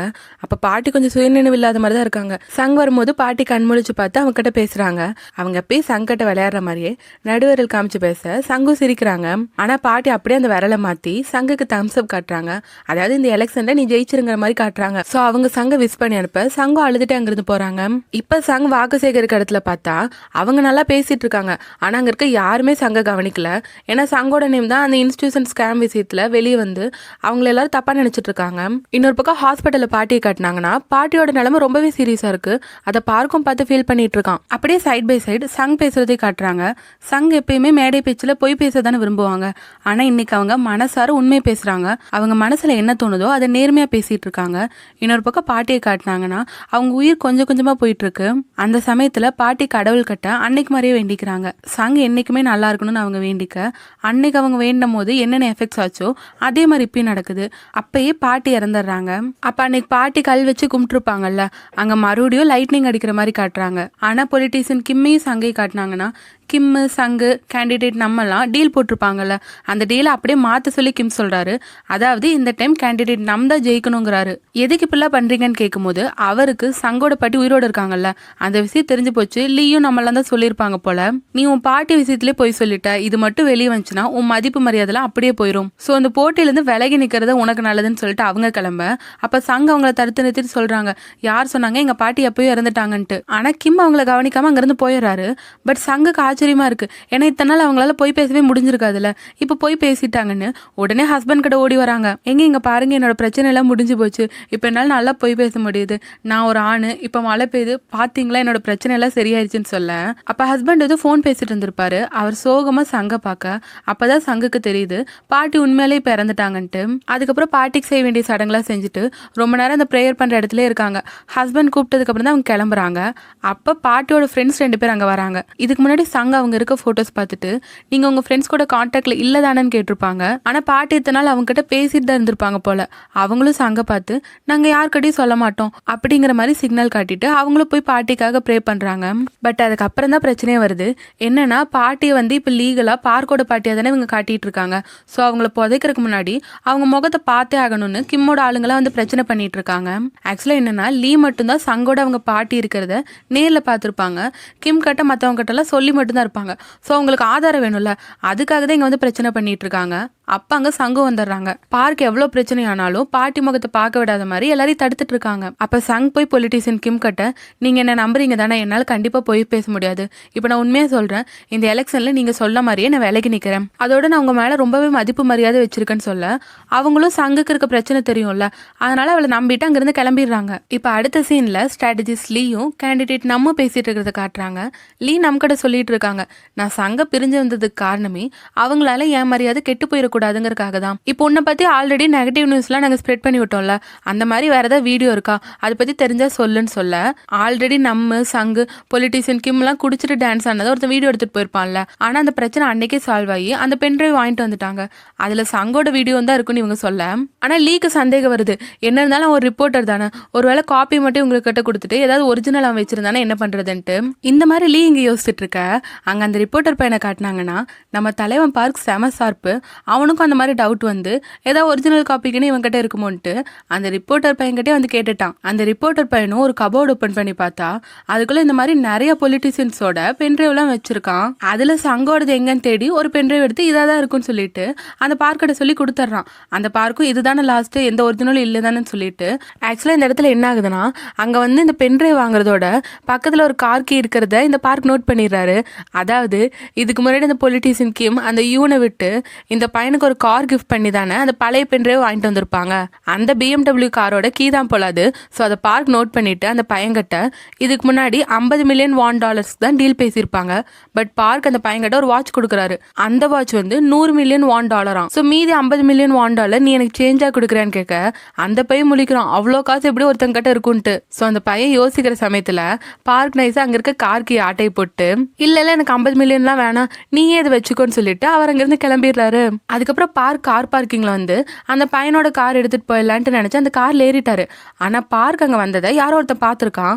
ஸோ பார்க் கார்ல ஏறினோன்னு வேற ஒரு கார் எடுத்துட்டு வந்து நேரா பார்க்கோட கார்ல வந்து இடிக்கிறாங்க. ஜஸ்ட் மிஸ், ஏன்னா பார்க் தான் அந்த பையனோட கார்ல ஏறிட்டார்ல, அது தெரியாம அந்த இடிச்சவங்க பார்க்க கொலை பண்றோம்னு நினைச்சிட்டு அவரோட உண்மையான கார்ல இடிச்சிருக்காங்க. அப்பதான் தெரியுது இடிச்சது அந்த யூன், அதாவது கிம்மோட ஆள் இருப்பாங்கல்ல அந்த லேடி. இப்ப மட்டும் அந்த கார் ஆட்டை போடாம இருந்திருந்தா பார்க்கோட நிலைமை என்ன இருக்குன்னு யோசிச்சுட்டு பார்க் அவசர அவசரமா அங்கிருந்து கிளம்பிடுறாரு. சொல்லிடுறாரு. ஸோ அந்த யூனுங்கிற லேடியும் இந்த பென்ட்ரைவுக்காக தான் வந்திருப்பாங்க போல. ஆனால் பார்க் அதுக்கு முன்னாடியே வந்து வாங்கிட்டு போகிறத பார்த்துட்டு பார்க் காரில் ஏறது இவங்களுக்கு சரியாக தெரிஞ்சிருக்காது. அவரோட காரில் ஏறாருன்னு நினச்சிட்டு போய் தான் அவங்க இடிச்சிருப்பாங்க. நல்ல வேலையை அந்த காரை ஆட்டையப்படுறதுனால பார்க் தப்பிச்சாரு. ஸோ இப்போ பார்க்குக்கு தெரிஞ்சிருச்சு அவங்களுக்கு ஆபத்து இருக்குன்ட்டு.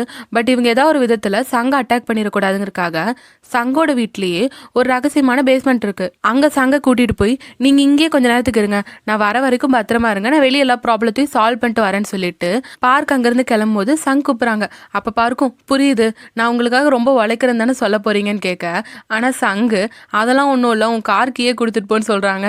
பார்க்கும் மனுஷாடி நீங்கிற மாதிரி பார்த்துட்டு அந்த கார் கீ கொடுக்குறாங்க. அப்ப நைஸா கலாச்சி விட்டு தான் போறான். நீங்க எனக்கு கார் வாங்கி தரேன்னு சொன்னீங்களா, அந்த காரோட கீ தான்ட்டு. அந்த பேஸ்மெண்ட்ல இவங்க ஸ்காலர்ஷிப் பத்தின நிறைய இஷ்யூஸ் போச்சுல, அதை பத்தின அனாலிசிஸ் எல்லாம் பார்க் வச்சிருக்கான். ஸோ அதெல்லாம் எடுத்து பார்க்கும் போது தான் தெரியுது இதுக்கு முன்னாடி ஒரு லேடி போராட்டம் பண்ணியிருப்பாங்கல்ல, அவங்க பையனுக்கு நீதி வேணும்னு.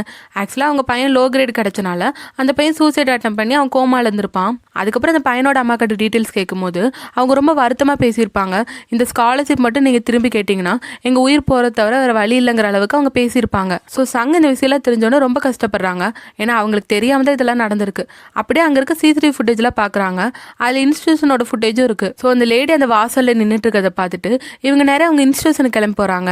அங்கே அவங்க வச்சிருக்க பேனர்ல பார்த்து ஃபீல் பண்ணிட்டு இருக்கா. அப்போ அந்த லேடி அங்கே வந்துடுறாங்க. அவங்க சங்க முறைச்சு தான் பார்த்துட்டு இருக்காங்க. ஆனால் சங் தன்னோட தப்பை உணர்ந்துட்டாங்க.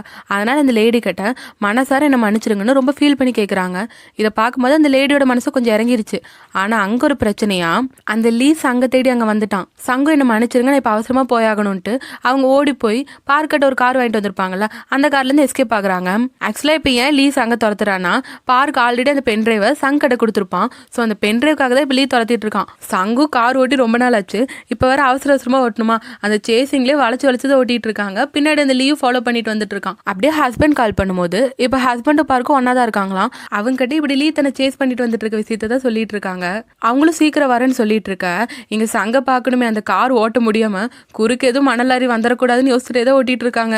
ஆனா கடைசியில ஒரு முட்டு சந்தாட்ட இடத்துல வந்து நின்றாங்க. தப்பிச்சு போக வழி இல்லை. பின்னாடி வேற அந்த லீயோட ஆளுங்கெல்லாம் கார்ல வந்து நின்றுட்டாங்க. ஸோ இந்த இடத்துல இருந்து எப்படி தப்பிச்சு போறது, அதோட இந்த பென்ட்ரைவ் வேற பாதுகாத்தாகணும்னு சொல்லிட்டு முழுங்கலாமான்லாம் யோசிக்கிறாங்க. ஆனா முழுங்குற அளவுக்குலாம் தெம்பு வரல. அப்புறம் பார்த்தாங்கன்னா கரெக்டா அந்த இடத்துக்கு சங்கோட ஹஸ்பண்டும் பார்க்க வந்துடுறாங்க. ஸோ அந்த பென்ட்ரைவ் சங்க கிட்ட இருந்து பறிக்கிறதுக்காக அங்க ஒரு பெரிய கலவரமான ஃபைட்டா ஆரம்பிக்குது. செம ஃபன்னா சண்டை போட்டுட்டு இருக்காங்க. இதுல சங்கோட ஹஸ்பண்ட் வேற என் ஒய்ஃப் கிட்டே நீ வம்பு பண்ணியான்னு சொல்லிட்டு அது லீயோட எலும்பெல்லாம் பிடிச்சி உடச்சிட்டு இருக்காரு. ஸோ சங்கோட ஹஸ்பண்டும் பார்க்கும் அங்க சண்டை போட்டுட்டு இருக்க, அந்த பென்ட்ரைவை காப்பாத்துங்கிறதுக்காக சங்க அங்கிருந்து வேகமா ஓடி வந்து ஒரு டாக்ஸி பிடிச்சி ஏறிடுறாங்க. ரொம்ப அவசரமா போகணும், சீக்கிரம் போங்கன்னு சொல்ல அந்த டாக்ஸி டிரைவர் கேட்குறாங்க எங்கே போகணுன்ட்டு. அப்போதான் சங்கு யோசிச்சு பார்க்குறாங்க. அவங்களுக்கு எங்கே போகணுன்னே தெரில. அவங்க மைண்டு ஃபுல்லாக வரதெல்லாம் அவங்க பாட்டி அவங்க கிட்ட பேசினது, நீ எல்லா பணத்தையும் திருடினியா என்னன்னு கேட்டது. அவங்க பாட்டி அப்புறம் இறந்துட்டாங்கல்ல. அதுக்கப்புறம் அந்த ரிப்போர்ட்டர் பையனும் சொல்லியிருப்பான், உங்களுக்கு தெரியாம நிறைய பணத்தை திருடி இருக்காங்க, அதனால இந்த ஸ்காலர்ஷிப் படிச்ச ஏழை பசங்க எவ்வளோ கஷ்டப்பட்டாங்கன்னு தெரியுமான்ட்டு. அதோட இவங்களும் நேரில் போய் அந்த பையனோட அம்மா பார்த்துருப்பாங்கல்ல. அதுக்கப்புறம் சங் ரொம்ப மனசு கஷ்டப்படுறாங்க. ஸோ இப்போ சங் என்ன முடிவு பண்ணுறாங்கன்னா, நேராக அந்த பென்ட்ரைவ் எடுத்துட்டு போய் ரிப்போர்ட்டர் கிம்மை பார்க்குறாங்க. அதாவது கிம் கிட்ட அந்த பென்ட்ரைவ் கொடுத்துட்டா இவங்களும் தான் மாட்டுவாங்க. இவங்க 3 பேர் தானே நல்லா டான்ஸ் ஆடிட்டு இருந்தாங்க, இருந்தாலும் பரவாயில்லன்னு சொல்லிட்டு அந்த பென்ட்ரைவ் கொடுத்து வாலண்டியரா அவங்க தப்பை ஒத்துக்கிட்டு அவங்க அங்கிருந்து போயிடுறாங்க. கிம்மும் அந்த பென்ட்ரைவ் ஓப்பன் பண்ணி பார்த்தா அதுல வேற ஏதோ வீடியோ இருக்கு போல. அதை பார்த்து இந்த பையனும் சாக்காயிட்டு சங் கட்ட நில்லுங்கன்னு சொல்லிட்டு ஓடிட்டு இருக்கான். இவன் ஓரதை பார்த்து அந்த இன்னொரு ரிப்போர்ட்டர் பொண்ணு வந்து அந்த வீடியோ பார்க்க அவளும் சாக்காகிறா. அப்படி என்னதாண்டா அந்த வீடியோல இருக்குங்கிற மாதிரி தான் இந்த சீன்ல காட்டுவாங்க. அடுத்த நாள் பாத்தீங்கன்னா சங் இன்னொரு பிரஸ் கான்ஃபரன்ஸ்ல பேசுறதுக்கு தான் ரெடி ஆயிட்டு இருக்காங்க. அவங்க தான் அந்த பென்ட்ரைவ் கொடுத்துட்டாங்கல்ல. ஸோ இவங்க பண்ண ஃப்ராடுத்தனால வெளியே தெரிஞ்சிரும்னு சொல்லிட்டு அவங்க நேரம் அந்த ப்ரெஸ் கான்ஃபரன்ஸில் பேச போக ஆல்ரெடி சங்கோட மதிப்பு தான் குறைஞ்சிருச்சுல. ஸோ அங்கே 2 பேர் தான் இருக்காங்க. இருந்தாலும் தான் தப்பெல்லாம் ஒத்துக்கலான்னு சொல்லிட்டு அங்கே சங் பேச ஆரம்பிக்கிறாங்க.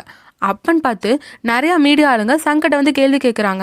இந்த வீடியோலாம் உங்களுக்கு எப்படி கிடைச்சது, எப்படி நீங்க தைரியமா எல்லாரையும் எக்ஸ்போஸ் பண்ணீங்கன்னு கேட்க சங்குக்கு அங்கே நடக்கிறது ஒண்ணுமே புரியல. அப்பதான் தெரியுது சங் ஒரு பென்ட்ரைவ் கொடுத்தாங்கல்ல, அந்த பென்ட்ரைவ் ஏதோ மாறிச்சு போல. அதுல இருக்கிறது சங்கு அவங்க 3 பேர் டான்ஸ் ஆனாங்கல்ல, அந்த ஆதாரம் இல்லை. சங்க தவிர நிறைய பொலிட்டீஷியன்ஸ்லாம் இருப்பாங்கல்ல, அவங்க ஏதாவது தப்பு பண்ணியிருப்பாங்க. அதெல்லாம் அந்த ரிப்போர்ட்டர் பையன் ரகசியமா வீடியோ எடுத்து வச்சிருப்பான், ஏதாவது ஒரு நாள் காசு பார்க்கலான்ட்டு. அந்த வீடியோஸ் எல்லாம் இருக்க பென்ட்ரைவ் தான் இப்போ இங்கே ரிலீஸ் ஆயிருக்கு. சொல்ல போனால் ரொம்ப முக்கியமான பொலிட்டீஷியன்ஸ்லாம் அவங்க பப்ளிக்ல யூரின் பாஸ் பண்ணது, நிறைய பேர் செக்ஸுவல் அசால்ட் பண்ணது, இந்த பொலிட்டீஷியன் கிம் இருக்கார்ல அவர் கேம்பிளிங் பண்ணது, அந்த மாதிரி நிறைய வீடியோ அதில் ரிலீஸ் ஆயிருக்கு. ஸோ எல்லாரையும் மீடியா ஆட்கள் துரத்தி போய் பிடிச்சிட்டு இருக்காங்க. போலீஸ்லாம் நிறைய பேர் அரெஸ்ட் பண்ணிட்டு இருக்காங்க. சரி இதில் எப்படி நடந்துச்சுன்னு பார்த்தா, அந்த ரிப்போர்ட்டர் பையன் கிட்ட போய் பார்க் வீடியோ வாங்க போயிருப்பார்ல, ஆக்சுவலாக நம்ம ஹீரோயினோட பேரு ஜூ சங் சூக். அதனால அந்த பையன் ஜூ வீடியோ, அதாவது JOOன்னு போட்டு வீடியோன்னு எழுதி வச்சிருப்பான். ஆனா பார்க் அந்த வீடியோ கொடுக்கும்போது அவன் மாத்தி ZOO வீடியோன்னு சொல்லிட்டு ஒரு வீடியோ பென்ட்ரைவ் வச்சிருப்பான். அந்த வீடியோவை எடுத்து அவன் தெரியாம கொடுத்துருக்கான். அந்த ZOO ஜூங்கிற பென்ட்ரைவ்ல அவன் ரொம்ப பெரிய பொலிட்டீஷியன்ஸோட வீடியோல சேவ் பண்ணி வச்சிருப்பான். என்னைக்காச்சும் ஒரு நாள் யூஸ் ஆகும், அன்னைக்கு ரொம்ப அதிகமா காசு பார்க்கலாம் தான் அதை வச்சிருந்திருப்பான். அவ்வளோ எக்ஸ்பென்சிவ் ஆன உடனே அவன் தெரியாம பார்க்கிட்ட கொடுத்துட்டான். இப்போ அதை நினைச்சுதான் மண்டை காஞ்சி போய் உட்காந்துட்டு இருக்கான். ஸோ இப்படி நிறைய பேரோட உண்மைகள் இந்த விதத்துல வெளியே வந்துருச்சு. அடுத்த சீன்ல பாட்டிக்கு அஞ்சலி செலுத்துற சீனை தான் காட்டுறாங்க. இப்போ சங்சுக் தான் அவங்க தப்பெல்லாம் உணர்ந்துட்டாங்கல்ல, அதனால இந்த டைம் எலெக்ஷன்ல இருந்து அவங்க விலகிட்டாங்க. அதோட இந்த ஸ்காலர்ஷிப் ஸ்கேம் ஒன்று போயிட்டு இருந்துச்சுல்ல, அதில் கிம்மு தான் குற்றவாளின்னு இவங்க எல்லாத்தையும் கண்டுபிடிச்சிட்டாங்க. பட் கிம்மு தான் குற்றவாளின்னு கண்டுபிடிச்சாலும் சங் வாலண்டரியாக வந்து அவங்களையும் விசாரிக்கணும்னு கேட்டுக்கிறாங்க. அதனால அவங்களையும் போலீஸ்காரங்களை விசாரிக்கிறாங்க. அதுக்கப்புறம் சங் சின்ன சின்ன தப்பெல்லாம் பண்ணியிருப்பாங்கல்ல, அதுக்கேற்ற மாதிரி அவங்க ஜெயிலே இருந்திருக்காங்க 2 இயர்ஸ். ஸோ அந்த 2 வருஷம் ஜெயிலில் இருக்கும்போது சங் வந்து உண்மையாலேயே ஜெயில் டைரின்ட்டு ஒரு புக் எழுதியிருக்காங்க. இதுக்கு முன்னாடி புக் எழுதுனது காசு கொடுத்து தானே எழுத வச்சிருப்பாங்க. ஸோ சங் எப்படியெல்லாம் மாறிட்டாங்க, அவங்க சேஞ்சஸ்லாம் காட்டுறாங்க. இப்போ அவங்க ஒரு சின்ன வீட்டில் தான் இருக்காங்க. அதோட போன டைம் எலெக்ஷன்ல சங்குக்கு எதிராக ஒரு லேடி கேண்டிடேட் போட்டி போட்டாங்கல்ல, அவங்க நேம் சின். அன்னைக்கு கூட சங்க வந்து கேள்வி கேட்டிருப்பாங்க, அவங்க தான் ஜெயிச்சிருக்காங்க. இப்போ அவங்க நியூஸ்ல பேசிட்டு இருக்கிறத பார்த்து சங்கோட ஹஸ்பண்ட் பையன்லாம் அவங்கள திட்டிட்டு இருக்காங்க. ஆனா சங் எந்த அளவுக்கு சொல்றாங்கன்ட்டான், அவங்க நம்ம ஊரோட மேயர், அவங்கள பத்தி நீங்க இப்பெல்லாம் பேசக்கூடாதுன்னு சொல்ற அளவுக்கு சங் ரொம்ப நல்லவங்களாயிட்டாங்க. அதுக்கப்புறம் அவங்க சாப்பிட்டுட்டு இருக்கும்போது சங்கோட பையனும் ஹஸ்பண்டும் அவங்க கிட்ட காசு கேட்க, சங்க அதெல்லாம் இல்லை, என்கிட்ட கொஞ்சம் காசு கூட இல்லைன்னு சொல்லிடுறாங்க. அது எப்படி இல்லாம போகும், உன் புக்குக்கு தான் நிறைய காசு வந்துச்சுல, அந்த காசுல எங்க போச்சுன்னு கேட்க, ஆக்சுவலா சங்க ஒரு பையன் கோமால இருந்தால அந்த பையனோட ட்ரீட்மெண்ட்டுக்கு அந்த காசு கொடுத்துட்டாங்க. அந்த பையன் இப்ப நல்லாயி வெளியே வந்துட்டான். இருந்தாலும் அந்த பையனுக்கு லைஃப் டைம் அவனுக்கு தேவையான ஸ்காலர்ஷிப்பா அந்த அமௌண்ட்டை கொடுத்துட்டாங்க.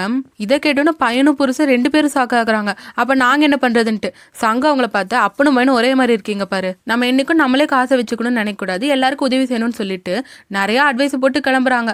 இவங்களுக்கே ஆச்சரியமா இருக்கு, பழையபடி பார்த்த சங்க அதுன்ட்டு. இப்ப மறுபடியும் வர எலெக்ஷன்ல சங் மேயர் பதவிக்கு போட்டி போட போறாங்க. அதுக்காக இதுக்கு முன்னாடி நியூஸ் சேனல்ல டிபேட்டுக்கு போயிருப்பாங்கல்ல, அந்த மாதிரி இன்னைக்கு போறாங்க. அப்ப பார்க் வந்து சங்கிட்ட பேசுறான், நான் அந்த ஹோஸ்ட் கிட்ட பேசி வச்சுட்டு அவங்க பார்த்து கேள்வி கேட்பாங்க, உங்க ஜெயில் விஷயத்து கூட இழுக்க மாட்டாங்கன்னு சொல்ல, அப்ப சங் அவங்க கிட்ட கேட்கறாங்க, இப்ப அந்த விஷயத்தை இழுக்காம இருந்தா மட்டும் நான் ஜெயிலுக்கு போனது எல்லாரும் மறந்துடுவாங்களா, நம்ம எப்பயும் நியூட்ரலா தான் பேசணும்னு சொல்லிட்டு அவங்க அட்வைஸ் பண்ணிட்டு போறத பார்த்து பார்க்குக்கே சாக்கா இருக்கு. ஏதோ ஒன்று சங் ஜெயிச்சு நல்லது செஞ்சா போதுன்ட்டு அவனும் ஹாப்பியா இருக்கான். இப்போ அந்த டிபேட்டுக்கு எல்லாம் செட் பண்ணி வச்சுட்டாங்க. ஆக்சுவலா அந்த டிபேட்டுக்கு இப்போ ஹோஸ்டா இருக்கிறது யாருன்னா, இதுக்கு முன்னாடி அந்த ரிப்போர்ட்டர் கிம்னு ஒரு பையனை காட்டியிருப்பாங்கல்ல, அவங்க கூட சங் போய் சொல்றாங்கன்னு துருவி நிறைய விஷயம் விசாரிச்சிருப்பான். அந்த பையன் இப்போ ஒரு ஹோஸ்டாவே மாறிட்டான். அவன் வந்து சங் கிட்ட கேட்கறான், உங்களுக்கு வந்து என்னென்ன கொஸ்டின் கேட்பேன்னு அனுப்பி வச்சிருக்கேன், அதெல்லாம் பார்த்துட்டீங்க தானேன்ட்டு. ஆனா சங் சொல்றாங்க, நீங்க ஒரு பெரிய ஜேர்னலிஸ்ட், இப்படி நீங்க நியூட்ரலா எல்லாமே இருக்கக்கூடாது, எல்லார்கிட்டையும் ஒரே மாதிரி தான் நடந்துக்கணும்னு சொல்ல, அந்த பையனும் சொல்லிட்டு போறான், இவங்க போய் பேசும்போது தான் எனக்கு ரொம்ப பிடிச்சிருந்துச்சுன்னு. ஸோ அந்த நியூஸ் சேனல்ல கிம் ஹோஸ்ட் பண்ற அந்த டிபேட் ஸ்டார்ட் ஆக, இந்த சைடு சங்கோட பையனையும் ஹஸ்பண்டி காட்டுறாங்க.